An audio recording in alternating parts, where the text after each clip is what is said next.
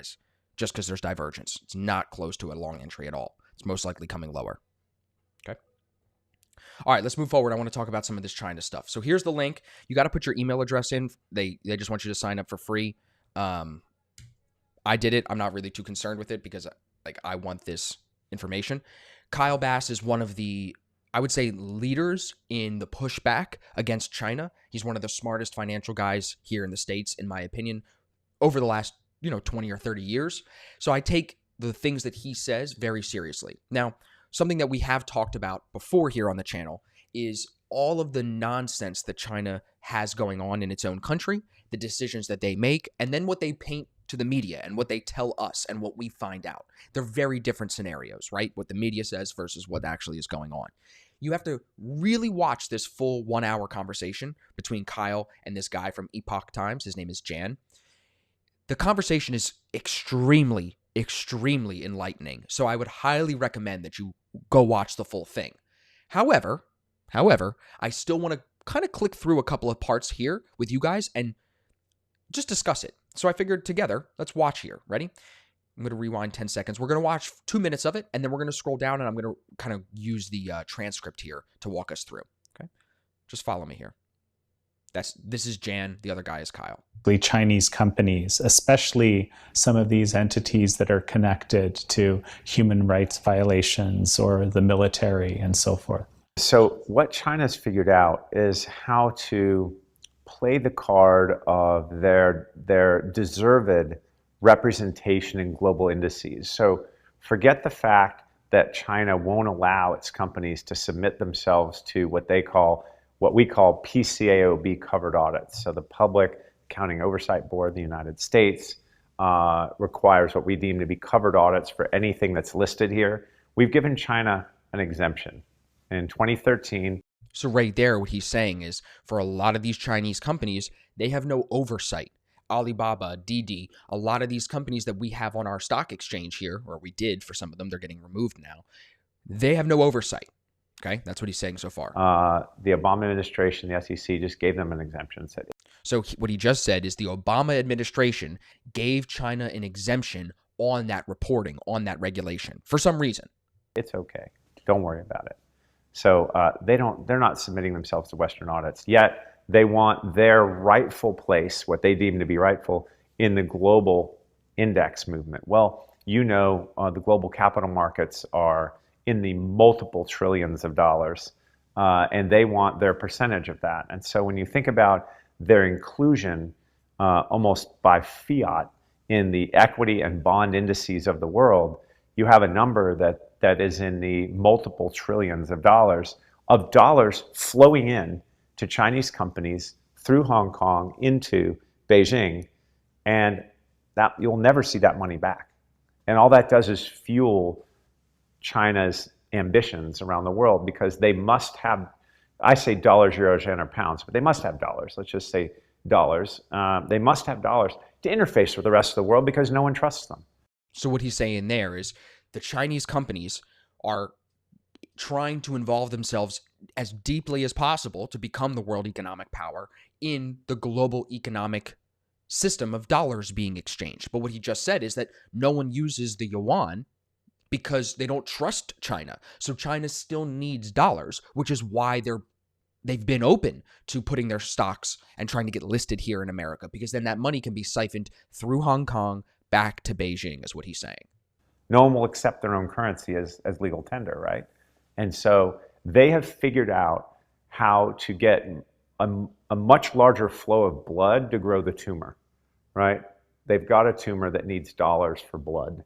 And their inclusion in these global indices has been, again, de facto. They say we need our rightful place.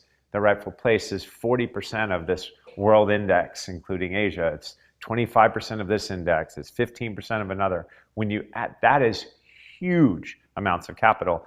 They want their place, but they don't want to be regulated. They want to be involved in every index and in every global economy as a big power player, but they want no regulation. And that's outside of active managers wanting to buy a share of Ant Financial or wanting to buy a piece of Alibaba. And all of that intrusion of China trying to bring in those dollars, what he's saying now is different It's another way that they're gathering economic power separate from hedge fund managers like Kyle's competition and people like you and me that want to buy individual shares of these Chinese companies, Alibaba, Ant Group, whatever it may be. When you buy these Chinese stocks, you don't own anything. So listen to this. This is very important. When you buy these Chinese companies, you do not own anything. If they were to liquidate, he's going to go and say, we do not own any of it. They just keep the money. You own a fantasy football share of something, right? You own a variable interest entity in the Cayman Islands. If Alibaba were to liquidate, you don't have a claim on Alibaba's assets as a Westerner. You have a tracking stock. Fantasy football is you're investing in a team that's just a fake team, and however they play, you either win or you lose. That's exactly what you do when you buy a Chinese stock. It's pretty crazy when you think about that, right? It's insane that this much institutional capital is going into fantasy football shares of companies that don't submit themselves to audits. And yet greed and avarice is what takes us there. So that's how they exploit the US capital markets, through the passive money flows or the indices, and the active money flows of the people that really want to overweight Chinese technology stocks. And I believe that one thing we haven't talked about in this entire interview is reciprocity would take us a long, long way. Now, pay attention to this part. Ready? So he's saying reciprocity, meaning payback, would go a long way. In every single way. Do you think they would allow a former US Air Force general to go buy 200 square miles of land between the Chinese border with Taiwan and China's biggest military base? No. That would never, ever happen. So his comparison here is to that Chinese former general that owns 200 square miles in Texas between a U.S. Air Force base where we do a lot of training and Mexico. And in this interview, I mean, I can keep going if you guys want to keep going, but I want you guys to really sit down and watch it, focus the whole thing. Because at the end, he explains how he found out about this Chinese headquarters in Texas. It's crazy. Just listen. They would never let it happen. They won't even let us co-locate servers in their colo facilities for telecom. And they are all over ours. So China's deep here in America, buying land and involved in our network, our internet network, but we can't even go and co-locate in one of their areas. I don't know how many reporters, how many Chinese journalists do we allow in here? And they allow what, 4 or 5 of ours there now. They've thrown the rest of ours out. Right. So I think about reciprocity being vitally important. So that would take us a long way. But their infiltration into U.S. capital markets and dollars, their hooks are so deep now that in some of the meetings I've had in D.C., they say, well, if we put Alibaba on the list, that will really cause some losses to U.S. pensioners, and we don't want to cause losses to U.S. pensioners, so we can't put them on the list, right? They have this kind of too big to put on the list problem, too big to fail problem, because they're already... The list he's talking about is the blacklisted Chinese companies. They can't do that with Alibaba because Alibaba stock is owned by too many big pension funds and hedge funds here in America. They've already infiltrated the U.S. capital markets. Yep. So I hear U.S. politicians telling me we can't do it because it's going to hurt us. And I say, well, you better do it now. It's going to hurt us a lot more later, right? It's like, because then they can liquidate these companies, take the cash, and we are left holding an empty bag. Empty bag. Take a little bit of pain now or a lot of pain later. And, politicians answer 100 out of 100 times is we'll take the big pain later. I want to get elected again. Right. That's our problem. And some of these are, military companies or companies actively involved in human rights abuses or, deep surveillance technology like in Xinjiang and so forth. Yeah, I mean, you look at Hikvision, you look at ZTE and Huawei.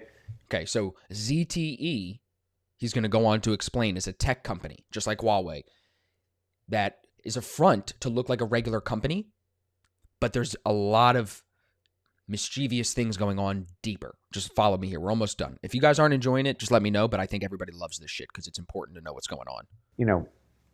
If you look at the manner in which ZTE and Huawei operate around the world. Now, someone in the chat just said America's deep in every other country with so-called embassies like no other country. So it's really funny how he can really sit there and talk about how it's unfair. Having an embassy is totally different than what we're talking about here. We're talking about financial intrusion and entrenchment that's unremovable. An embassy can be removed. Nothing's really going on in an embassy. It's just a diplomatic position. And we have embassies in America, all over the country in America, for other countries. Like, embassies are not the issue, bro. You're wrong. It has nothing to do with this. This is way deeper than that. The world. But what I've done is I put together a dossier, hired some folks to go to local courts in I'm going to clip this and we're going to call this Kyle Bass Saves America. Because listen, this is one part of it, and I'm going to skip to the end and go to another part where it talks about how he has he's going to save America, bro. Like, listen. 20 different countries around the world. He just said he put up his own money, built this dossier of information on this company ZTE. Watch. And look at the bribery cases against ZTE. ZTE alone. You wouldn't believe what's written in the courts of settled cases of ZTE executives bribing local officials in sovereign countries. And yet... Think about that.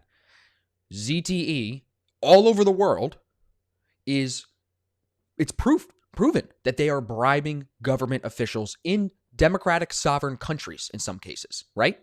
Then I drive up the road in Dallas, and ZTE's U.S. headquarters is thriving. And then they're killing it here. In North Dallas. You say, if this is the manner in which they operate all over the world, they even have a chief bribery officer in Shenzhen. They pay the money directly from Shenzhen to the people that are being bribed in these local governments. They don't even run it through Cayman Island subsidiaries anymore. And yet, nobody cares. They don't even run the money through a back channel anymore. They have a bribery official, according to the information Kyle has, just to keep this money going because they don't care. They know that most of us can't do anything about it, even if we know about it. But Kyle can, and we'll get to that in a second. So when I think about how they operate and how we could stop them, whether it's a military company directly helping military surveillance like Hikvision or the DJI, or ZTE and Huawei, how they embed themselves in networks all over the globe, and they of course sell network equipment so cheap that they get into these networks, and now they've got the flow of information, the flow of data. So I think we need to again excise them out, and we need to use, guess what? We can use the rule of law against them. So, the CCP sees this whole. So this goes on and on and on for an hour, and it's very, very, very, very good. But at the end, let me see if I can just skip to this part. The industry in the U.S., our intelligence business, and on a river on the Texas border that is a... Okay, so this is the part where he talks about how he discovered what's going on in China with them using former Chinese military officials, sending them to America and using them to buy up land, and specifically this piece of land in Texas near where Kyle lives. So listen. Spring-fed river. It's one of the most beautiful places in the state. I had never visited. I'd had so many friends talk about it. So I arranged a visit. I landed and had a young man that manages one of the nearby ranches pick me up. It was funny, we were talking about the ecological aspects of the property. And we were driving down a dirt road, and he casually pointed across me. I was in the passenger seat. And he said, that's where the Chinese headquarters is, down here. And I said, excuse me? In Texas. He's talking in Texas. He's going to see this beautiful natural spring. Like, he's just going to go check it out, probably to buy some land for himself or whatever. And then this guy says, this is the Chinese headquarters here in Texas. And he's like, what? Think about that. You think we have an American headquarters in China? You think China would allow that? No, never. He said, I know you do a lot on China. He said, I follow you on TVs. Keegan said, it's like that Spider-Man meme where they're both pointing at each other, but they're both Spider-Man. Kinda. You're not wrong. I'm not saying the U.S. is perfect, guys, but I live here. This is my country right now, so this is where I'm going to defend. I'm going to be on Kyle's side right now. You know what I'm saying? But that's where the headquarters is, down here. And I said, stop the car. And he said, oh, no, they have cameras everywhere. They'll come after me. I said, we are in Texas, in the United States. They're not coming after. Listen to that. Literally, the guy was afraid to stop the car because the CCP has cameras everywhere in this area of land in Texas, and they will come and say, what's up? It's crazy. You stopped the car. And we stopped. And I got out and I had him explain to me exactly what he meant. And he said this was their primary ranch. They had put together a series of 10 plus ranch transactions. 10 plus ranch transactions. Not one. 10 different transactions. Through a businessman in the Lufkin, Texas area. So what he just said is they paid a businessman in Lufkin, in Texas, to buy these properties for them. Not even that difficult to uncover, clearly. Front man, and they were able to kind of parcel together at least 130,000 acres. 130,000 acres in Texas is now owned by China. Let that sink in for a second. Of property, and I think it's a little over 640 acres is a square mile. So we're talking about literally 200 square miles of the state. 200. And he was able to acquire the Blue Hills Wind Farm project, as well as another wind farm that was kind of defunct at the time. The wind farm was defunct because there's not a lot of wind in this area. And he said this is their lodge. They have a runway that they're extending. They have a runway. China has a runway in Texas. What? What does that sound like? It sounds like the same thing that's going on in the South China Sea. And I'm thinking to myself, South China Sea, I know what that looks like, and right. The Spratlys, and right. I looked at Google Maps and I watched them build those runways. I don't know if you get up in the middle of the night and look at Google Maps, but I do. And I'm thinking, why on earth would a Chinese general from Xinjiang need a long runway in between the Texas border and our military base? I mean, it just doesn't make any sense to me. Why do you guys think they would do that? The only other piece of this is, Kyle's going to say it in a second, I think it's like 90% of the fentanyl that comes into the United States through Mexico is from China.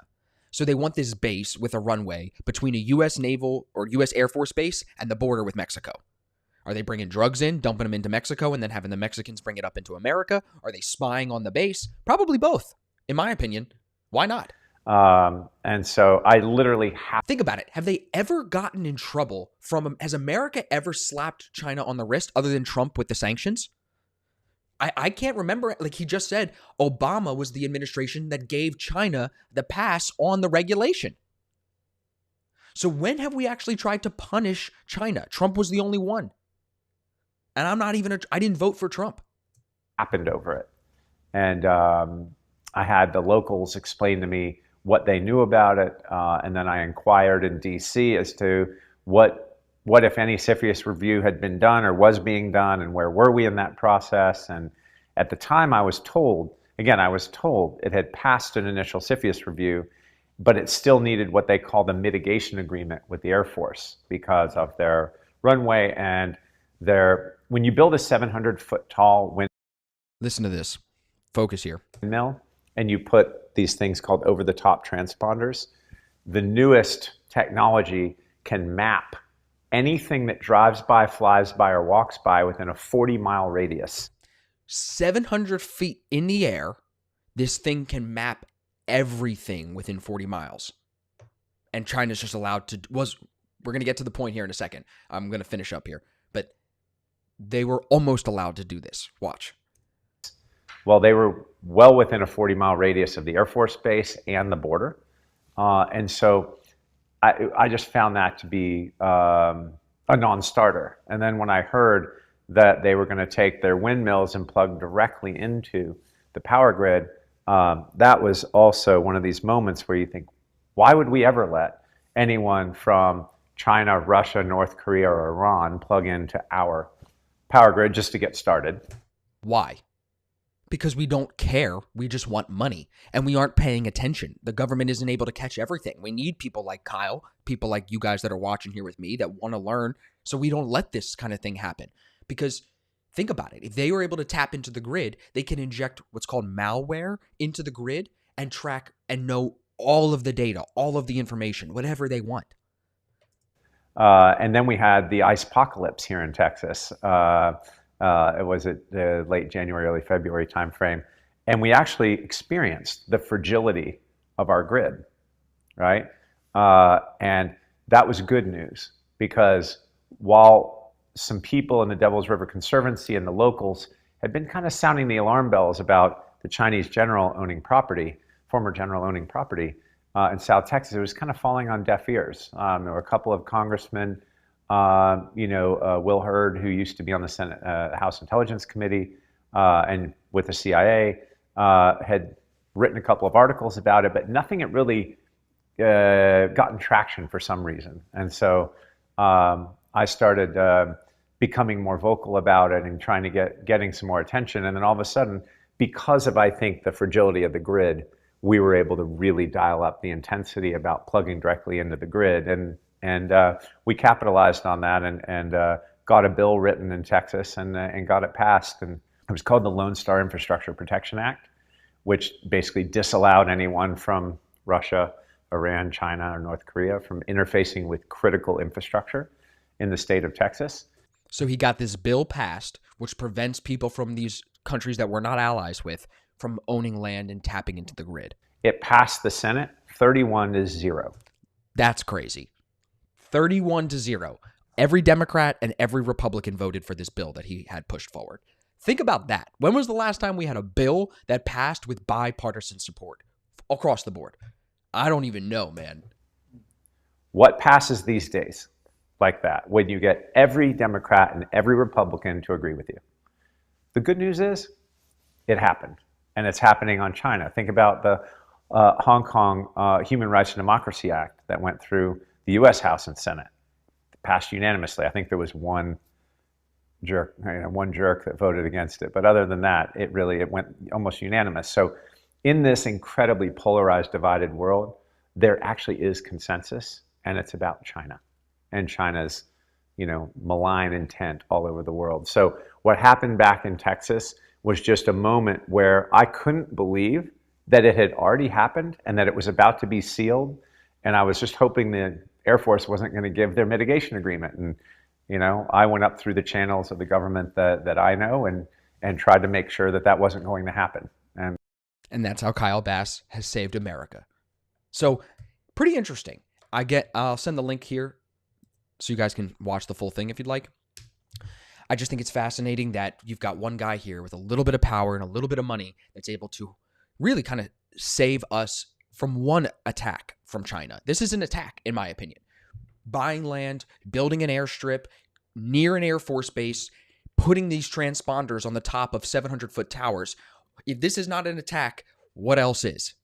The only other thing would be them shooting someone. But they're not going to do that because they know that would incite a world war. China doesn't want to go to world war with us. They need us economically. They just want to take over. They want to be the economic power.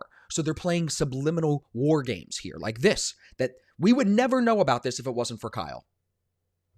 It's fucking crazy. So check it out. And then today, CNN, my favorite news source, posts this article with this big-ass State Farm ad. Jesus, and I can't even scroll past it. Like, what the...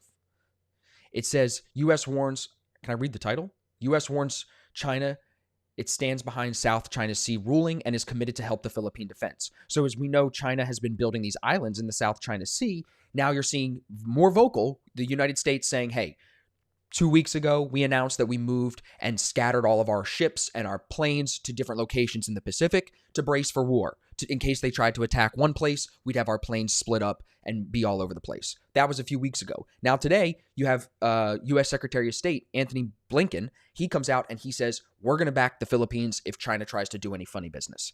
The question is not so much to me about the Philippines. It's going to be more about Taiwan. What are they going to do with Taiwan first? Because at some point, you got to assume China is going to try to take Taiwan. Are we going to step in? That could start a huge war. Are we going to let it roll? It really just depends. And the last piece that I'll say about this, and Kyle talks a lot about it, this whole video really is about the digital currency that China is trying to push out. My thoughts, and again, I want you guys to watch it. We can continue to talk about this. But my thoughts are Biden is soft on China, plain and simple. We know that. Trump was tougher, okay? With Biden being soft on China, if China tries to roll out this digital currency, the digital yuan, and make people use it to do business with China, that's what Kyle explains in this interview, how China will make businesses use the digital currency if they want to do business in China, that will be easy to pass with Biden in office. And what you're going to see is the digital yuan will come out more publicly in 2022 and 2023 while Biden is still in office. So knowing that he's soft, I think we need tough people like Kyle to speak up. And Kyle even says, if you know, because there's people in Oklahoma that we're talking about on YouTube, how they know Chinese companies are coming in and buying up land. They know it's happening. Kyle says, if you know that's happening, it's your civil American duty to go and report it and get it up the channels within the government in your state or your county or whatever it is. We need to fight back as in any way that we can. And like he said, excise them, right? Like get rid of them as much as we can from American soil, because it's just going to get uglier. The thought that there will never be a big war again is silly. Eventually there will be a war. Who the war is with is going to be the question. And if we're soft on China and we are taking the side of China, we'll let them take Taiwan. Biden will let that happen. He'll probably apologize for calling Taiwan a country just like John Cena did. You know what I'm saying? It's just going to be a very interesting next couple of years.